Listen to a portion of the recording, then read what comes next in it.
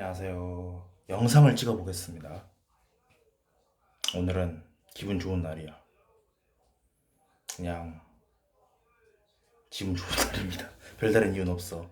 오늘은 일과를 요약해 보자면 공부는 별로 안 했고 성경책 팔아버렸습니다.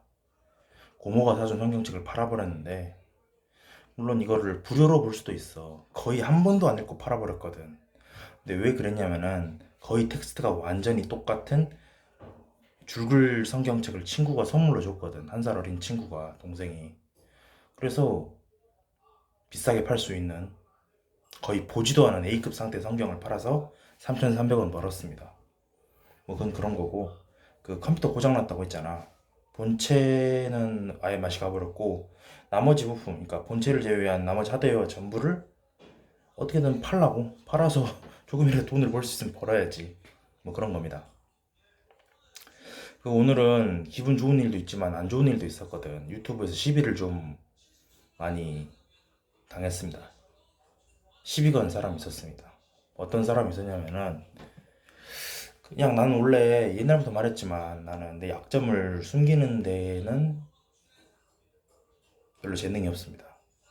약점을 드러내는 걸 좋아하면 좋아했지, 약점을 숨기는 데에는 조예가 별로 없는 사람이야. 그래서 내가 수능 3수를 해서 지방 2년제에 왔다는 사실, 거기서 학점 개판으로 졸업했다는 사실, 그 다음에 공무원 시험 5번 봐서 5번 다 떨어졌다는 사실을 그냥 댓글에 적어봤습니다. 당연히 그게 죄는 아니잖아. 댓글로 적는 게 무슨 명예훼손도 아니고 내 얘기인데, 내가 내 명예를 훼손했다고 생각하지도 않지만 내가 명예를 훼손했다고 한들 내가 고소 안 하면 그만이잖아. 내가 나를 비하한 거니까. 난 그건 비하라고 생각하지도 않았었거든. 근데 어떤 사람이 계속 시비를 거는 거야. 라이프코드 채널에서.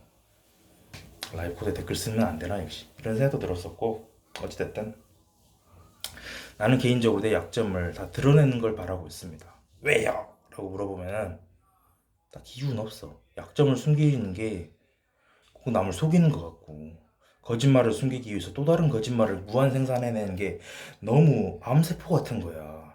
물론 끝까지 숨기면서 죽으면 뭐 그건 뭐 상관없겠지만, 난 적어도 죽기 직전에 적어도 숨기진 않았어 나를, 이렇게 수행 넘치게 아티스트로 죽고 싶은 거야. 마치 스티브 잡스처럼. 물론 스티브 잡스도 폭군이었다는 소리도 있고 성격이 병신 같다는 소리도 있고 여러 가지 안티가 있겠지만, 아 왜 이렇게 땀나지? 오늘 헬스 갔다 왔습니다. 짜증납니다. 인바디 점수가 74점에서 오르지를 않아.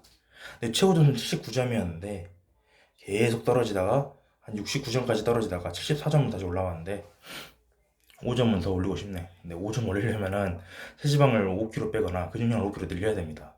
둘 다 어렵다는 거지. 어찌됐든 내 키 재보니까 이게 정확한 수치인지 모르겠는데 인바디 검사 결과를 보니까 키 항목이 170.8로 나와 있더라고. 난 수기 입력해 본 적이 없어. 수기 입력을 할 때는 그냥 170까지만 쓰고 소수점 칸 있지도 않더라고. 그래서 난 내 키가 170인 줄 알고 170이라고 썼는데 인바디 결과지를 보니까 170.8인 거야. 그래서 인바디가 키 재는 기능도 있었나? 이런 생각도 들고, 아니면은 내가 장난삼아 170.8이라고 쓴 건지 어쩐 건지 잘 모르겠지만 아무튼 그렇습니다. 몇 번이나 트라우마 얘기를 하지만 저번째 영상에서 스터디 코드를 좀 비하하는 영상을 올렸잖아.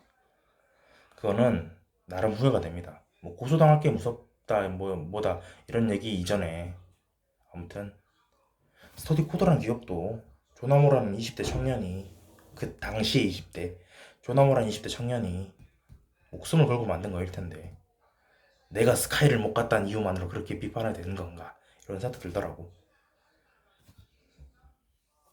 근데 언젠가 스터디 코드나 라이브 코드는 언젠가 한번 터질 것 같긴 해. 내가 비판한다는 게 아니야. 여기서부터는 그냥 객관적으로 그냥 내가 시대를 예측해 보는 거야. 객관적이지는 않겠지만 스터디 코드 안티는 예전에도 많고 지금도 많고 앞으로도 많을 거야. 왜냐면은 다수하고는 항상 다른 길을 걸어가니까. 그래서 옛날에 조던 코치가 이런 말 했어. 다수는 곧 머저리다, 이런 말 했단 말이야.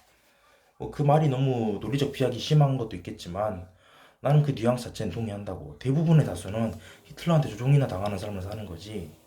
괴벨스나 그런 삶을 사는 거지. 언제나 특출난 소수만이 성공하고 그 성공이 행복으로 이어지는 건 부정할 수 없으니까. 물론 평범하게 산다고 행복할 수 없다는 건 아니야. 왜 이렇게 덥냐, 짜증나네, 땀 흘린다. 평범하게 산다고 행복할 수 없다는 건 아닌데 대부분의 평범한 시민들은 행복하지가 않지. 그래서 95% 6%의 삶은 불행하다고 조나무가 단언했었던 거고, 그 라이프 코드 거의 초창기 영상 보면은, 그 날짜 순으로 보면은 뭐지, 그 5%와 95%의 대학생을 나눠놓은 게 있습니다. 그것도 3.0 때 말했던 스페셜 마이너리티로 살 것이냐, 노멀한 머저리티로 살 것이냐, 이거를 구분한 건데, 참고로 조나무는 메이저리티를 머저리티라고 말합니다. 원래 발음이 그게 맞는 것도 있겠지만 다수는 머저리다라는 걸 강조하기 위해서겠지.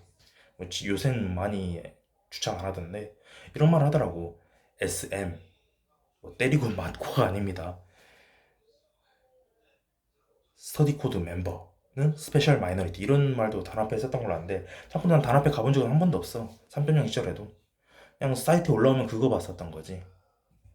뭐 그 후회되진 않습니다. 간다고 해서 내가 딱히 동기부여를 받았을 것 같지는 않거든. 뭐 그런 겁니다. 그 퓨처 셀프라는 책이 있지. 어디 있지? 왜 안 보이지? 여기 있다. 버리진 않았지. 이 책에 보면은 트라우마에 대한 뛰어난 통찰이 나옵니다. 이 책에서 말하는 미래의 자신을 끌어당겨라, 미래의 자신이 현재를 끌어당긴다, 이 말에는 동의하지 않을 수 있는데 트라우마에 대해서만큼은 정말 자세히 설명해 놨습니다. 무슨 말이냐? 트라우마라는 건 흔히 말하는 안 좋은 기억, 나쁜 기억이잖아. 근데 이 책은 그거를 좀 뒤집어 엎어. 마치 고전역학에서 양자역학으로 도약하듯이 뒤집어 엎습니다. 트라우마는 그 기억 자체가 트라우마인 게 아니다. 그 기억을 누구와도 공유할 수 없다는 절망에서 오는 게 트라우마다. 그 고독감이 트라우마라는 거지. 내가 엄청 안 좋은 일을 겪었어. 부조리한 일을 겪었어. 근데 그거를 아무한테도 말할 수 없다는 건 그 자체로 트라우마라는 거야. 나도 스터디 코드 하면서 성적 많이 떨어졌습니다. 이건 팩트니까 말하는 거야. 실제로 떨어졌으니까, 오르진 않았으니까. 근데 그거를 난 스터디 코드 타서 돌리고 싶진 않아. 다만 애초에 내가 스터디 코드를 몰랐었다면 좀 더 행복하지 않았었을까, 이런 생각이 드는 것도, 그냥 그런 생각이 드는 것 자체는 내 자유니까 그냥 말하는 거야. 사상의 자유가 있는 대한민국에서 그 정도도 말 못하나? 물론 이거는 모욕죄일 수도 있겠지만 이거 가지고 모욕죄를 고소하는 건 너무 찌질한 거고, 뭐 그렇습니다. 우리 집엔 책 존나 많아. 최근에 산 책이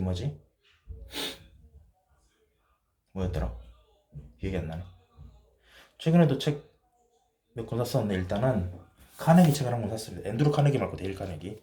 데일 카네기 뭔 론이냐, 성공 대화론이라는 책을 샀는데, 데일 카네기 시리즈는 좀 아쉬운 게 대부분 원제는 뭐뭐론, 페어리로 끝나는 게 아니라 그냥 독창적인 제목으로 끝나거든. 근데 국내에서는 무슨 론, 지도론, 저세론, 대화론 이렇게 끝나서 이거는 좀 너무 시리즈화를 의식한 거 아닌가, 이런 생각이 듭니다. 이렇게 보니까 나팔 개 돼지 같다.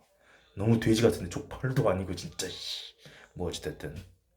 그리고 또 최근에 산 책이 마이너하긴 하지만 바프록토의 본 리치라는 책이 있습니다. 이 책은 까놓고 말해서 부를 끌어당기는 방법에 대한 책인데, 근데 그 자체라기보다는 자신의 역량을 키우는 방법에 대한 책이기도 합니다. 되게 돈으로 수렴된다는 게 조금 배금주의 삘이 느껴지긴 해. 박프록토는 이미 22년에, 즉 4년 전에 죽은 사람이기 때문에 이제서 내가 그 사람을 비난해봤자 아무도 달라진 게 없겠지. 똑같은 얘기로 내가 스터디 코드를 처음 했던 게 13년 겨울이었어. 14년 봄까지 했었고, 그리고 그 다음에는 몇 년간 안 하다가 내가 수능 삼수할 때 또 프로그램을 했었어. 재수생용 프로그램을. 그때 마지막으로 스터디 코드 하고, 라이프 코드는 유료 강의가 없지 아직. 그래서 디스코드도 가입하고 했었는데 디스코드에서 날 쫓아내더라고. 마치 정청래였나? 정청래가 제명인의 마을에 쫓겨난 것처럼 나도 쫓겨났습니다. 이건 어쩔 수 없는 거라고 생각해. 인간은 사회적 동물이고 정치적 동물이기 때문에 정치 성향이 안 맞거나 내가 조나무를 비하한 과거 전력이 있다면 당연히 쫓겨나는 거지. 정청래가 제명인의 마을 네이버 카페에 쫓겨났다고 해서 당신들 같은 사람들이 선동당한 사람들입니다 라고 말하는 건 바보입니다. 그런 의미에서 나는 더 이상 스터디 코드를 비판하지 않을 거야. 라이프 코드 비판하지 않을 거야. 소용이 없거든. 뭐 걔네가 못 깨닫는다 이런 말 하는 게 아니라 내 인생에 기쁨을 주지 않으니까. 그런 의미에서 난 마지막까지 다시 한번 뒤집기를 해볼게요. 동기부여 뒤집기처럼 다시 한번 패러다임 뒤집기를 해보겠습니다. 김재한 PD 있지. 백종원 저격한 김재한 PD. 그 사람은 좀 멍청하다고 생각합니다. 그런 짓거리를 해서 자기한테 도움이 되는 게 없잖아. 뭐 사회 건전성이고 나발이고 가네. 상처뿐인 영광이잖아. 김재한 PD가 얻은 승리는 이게 완전히 익힌 것도 아니고. 그래서 나는 옛날엔 김재한 PD 응원했었는데 요즘엔 백종원을 더 응원합니다. 그래도 요리를 잘하는 사람 맞으니까. 뭘 보여줬는지 모르겠지만 그거는 그냥 내가 정보력이 없어서인 거라고 그냥 믿기로 했어. 백종원 요리 잘하겠지.